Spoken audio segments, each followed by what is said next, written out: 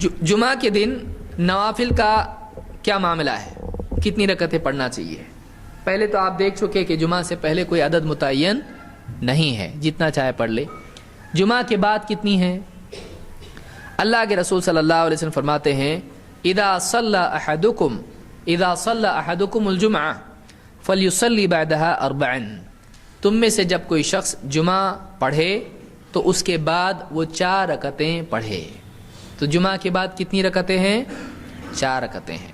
इसको इमाम मुस्लिम ने रिवायत किया है। नाफे जो ताबई हैं कहते हैं अब्दुल्लाह इब्न उमर रज़ी अल्लाह तआला के बारे में अन्नहु काना इदा सल्लल जुमअता इनसरफ।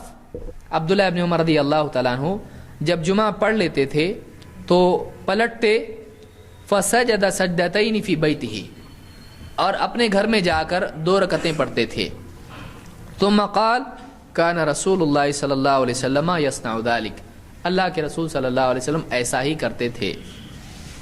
इसको मुस्लिम ने रिवायत किया है। और एक रिवायत में है फ़कान ला युसल्ली बअदल जुमअती हत्ता यंसरिफ फ़युसल्ली रकअतैन फी बैतिही, कि जुमा के बाद वो कुछ भी नहीं पढ़ते थे यहाँ तक कि अपने घर लौटते और घर जाकर 2 रकतें अपने घर में पढ़ा करते थे। इसको भी बुखारी मुस्लिम ने रिवायत किया है।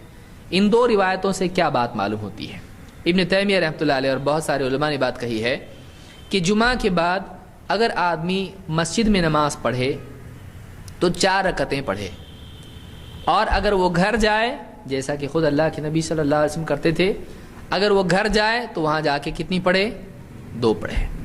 अगर मस्जिद में पढ़े तो 4 पढ़े, और अगर घर जाए तो यही सुन्नत है कि वो 2 पढ़े।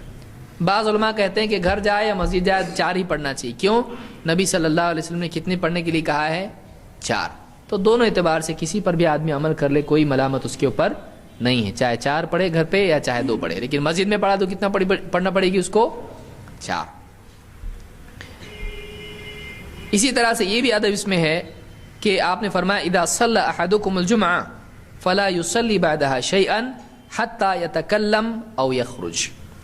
तुम में से जब भी कोई जुमा पढ़े तो फौरन उसके बाद कुछ न पढ़े, कोई नमाज ना पढ़े, हत्ता कि वो बात कर ले या वहाँ से बाहर निकले। यानी जैसे ही जुमा हुआ, इमाम साहब ने सलाम फेरा, फौरन खड़े होकर 4 रकत पढ़ रहा है, ऐसा नहीं होना चाहिए। जुमा के फौरन सलाम फेरते ही खड़े होना नमाज के लिए ये सही नहीं है, बल्कि आदमी को चाहिए कि वो अज़कार जो भी नमाज के बाद के होते हैं वो अज़कार आदमी पढ़ ले या किसी से बात कर लिया, और उसके बाद फिर बची हुई सुनन अपनी अदा करे। फ़ौरन जुमा होते ही सलाम फेरते ही खड़ा होकर नमाज पढ़ना सही नहीं है। इसको इमाम अत-तबरानी ने रिवायत किया और यह हदीस सही है।